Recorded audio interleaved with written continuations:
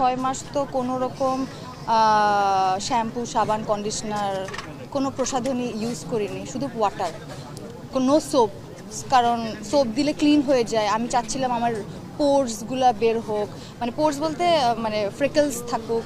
আমার যে পান খেতে হতো, আর আমার মা পান খায়, তো পান খেলে আপনার দাঁতের মধ্যে এক ধরনের টেক্সচার আসে, ওইটা চাচ্ছিলাম। তো ওইটার জন্য আমি পান খাচ্ছিলাম, কিন্তু ওদের মানে যেইটা খেলে আমার কাজ হবে সেটা হচ্ছে ঝিনুকের চুন। ঝিনুকের চুন খাওয়া যাবে না, পাথরের চুন খেতে হবে। ওই অঞ্চলে মানুষ পাথরের চুন খায়, অনেক লাল হয়ে যায়, ওইটার কারণে মুখ পুড়ে যেত। সো ওইটা প্র্যাকটিসের মধ্যে ছিলাম, মুখের জিহ্বা ভারী হয়ে যেত, অনেক কিছু। আমি তো আমরা যে বাড়িটা বানালাম, সেই বাড়িটা সবার সাথে মিলেমিশে আর্ট, তারপরে হচ্ছে ওই যে বললো যে ওই এলাকার মানুষরা সবাই মিলে বসে আমরা ওই বাড়িটা বানিয়েছি, তাদের সাথে আমিও কাজ করতাম, লেবারের কাজ, ওই টিলার উপরে উঠতাম। অনেক কষ্ট, মানে আপনি একবার উঠলে আপনার দম বের হয়ে যাবে।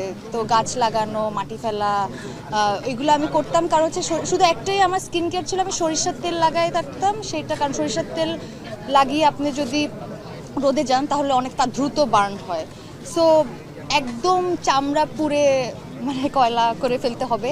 কারণ কারণ এটা মেকআপে কাজ হবে না, কারণ ওইখানে যে জায়গাটা, আপনি যদি কালো মেকআপ দেন, আপনি যদি দৌড়াদৌড়ি করেন, বৃষ্টি হয়, মেকআপ সরে যাবে, আপনি ঘামলে আপনার রিয়েল স্কিন বের হয়ে যাবে। আর ওই অঞ্চলে আপনি এমনি থাকলেই আপনি পুরে কালো হয়ে যাবেন, এটা আলাদা কিছু করা লাগে না।